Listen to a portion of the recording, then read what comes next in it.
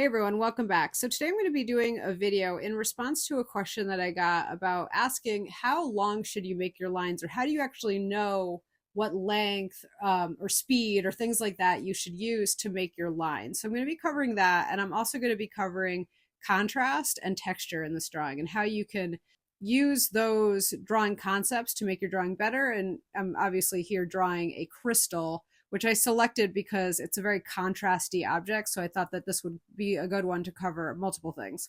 Okay, so let's start with that first question. The question again was, how do you know how to make your lines? Should you make them long or short, curved, all those kinds of questions?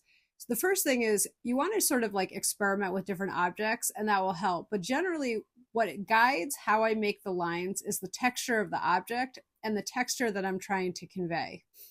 So here, since I'm doing a crystal, I'm thinking more about the way that each plane of the crystal catches the light differently. And so I want to shade accordingly to that.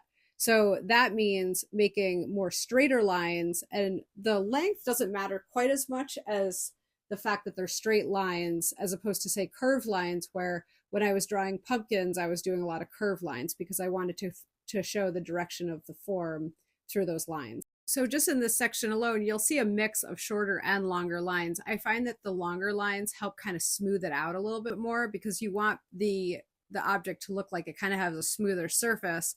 And when you have a lot of the shorter lines, that helps you build up the value, the shadows and light spots and things like that. But those longer lines kind of help smooth out the object a bit. So as you can see here, every time that I'm changing another surface and I'm doing another surface of the crystal, I'm changing the direction a lot of the times of my lines. And that's kind of showing the way that the light is refracting over the object. And that will build up the sense that it's more 3D. And as you get more contrast, that will also help show more of the texture. So the next thing that I'm going to talk about is contrast. So first of all, what is contrast? Contrast is basically just having sudden changes between dark and light. It's as simple as that, right? So when you have value, and value is sort of like, think of kind of a value scale showing from light to dark, right? So in any drawing, when you have value, you're going to have a mix of light values, mid-tone values, and dark values. Contrast generally is when you have very dark darks next to lights. And what that does visually is that it not only does it make for a more interesting drawing a lot of times it's very important to help show texture. So just remember that the way to achieve contrast is when you have a very dark value next to a light value. And in this case, a light value is just the sheet of the paper coming through where you're not going over it. So just right in here, you can see by having those kind of like areas that are left blank from the paper, you're going to have contrast because you're going over it with dark values next to it. And if you're not already a subscriber, please hit the subscribe button and hit the like button. It helps it go out to a lot more people when you hit the like button. I really appreciate that. Okay, so the next thing that I want to talk about is texture. So how do you get the texture of a crystal? And the way that you want to think about this is the way that the light is refracting over the object. Now, again, we talked about contrast. So contrast is going to get you, most of the way there by just having a lot of contrast. But the other thing that you want to think about is the way that the light is reflecting off of each other, right? So like the crystals next to each other, there's sort of interesting plays of light. And that, in addition to the contrast, is going to make it look like the correct texture. So again, the things that you want to be thinking about are the direction of your marks and how that is going to help build up the planes of each part of the crystal, the contrast, and then thinking about the texture and how you can best show the texture by having a lot of the different shadows reflecting on the surface of your crystal.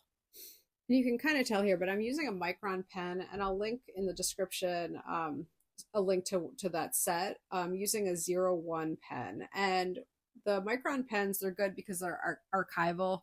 They come in a bunch of different sizes, and they just seem to work pretty well. So check those out if you're interested. Sometimes people are going from, pencil to pen, and they're getting used to, the permanence of pen. And what I wanted just to say about that is that, yes, even though you can't erase pen, you still can layer a lot. And so if you ever make a mistake, just keep going. Like, don't try to cross it out.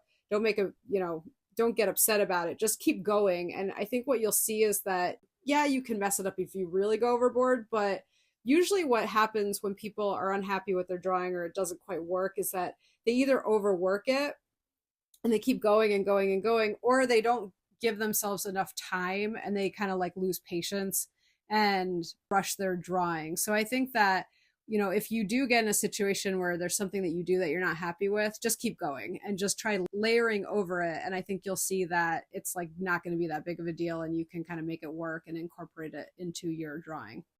So from there, I'm just doing more layering. And so what layering will do is it'll help accentuate the contrast that you already are starting with. But so anytime that you see one of my cross-hatching videos is it's the layering that will help take your drawing to the next level for sure. So, you know, the drawings, it won't take very long to kind of get pen to paper and sort of get going, but it's that all the refining that you do towards the end that's going to really look good. So, you know, I'm sitting there and I'm looking at some of the extra details. And this one I'm doing from a photograph. Generally, I like to work from life, but, you know, in this case, I don't have a crystal like this. And I wanted to show you this because I thought it was a good example of contrast. But if you do have a crystal, you know, in your house, you can certainly draw directly from life. But in this case, it's a photograph. So I'm just looking at the photograph and I'm trying to get a sense of the different variations in the contrast. Last thing that I'm doing is I'm adding some of my white Posca marker, which will accentuate the highlights a little bit. And so the reason that I like doing that is that with the gray toned paper, you can use the Posca markers to kind of like make it look a little bit more glassy. And so I'll put a link in the description to Posca markers as well. So this works really well anytime you're using like a mid-tone paper, whether it's a tan paper or gray paper. You can use cross-hatching to get all your dark marks, but then add some Posca marker, or you could even use a Prismacolor or like a gel pen, but that sort of makes the highlights pop a little bit more. So try that if you're interested. As always, thank you so much for joining. Let me know in the comments what you thought of this video. Please hit the subscribe button, add a comment if you'd like, and hit the like button. I always appreciate that so much. Thank you again for joining, and I will see you next time.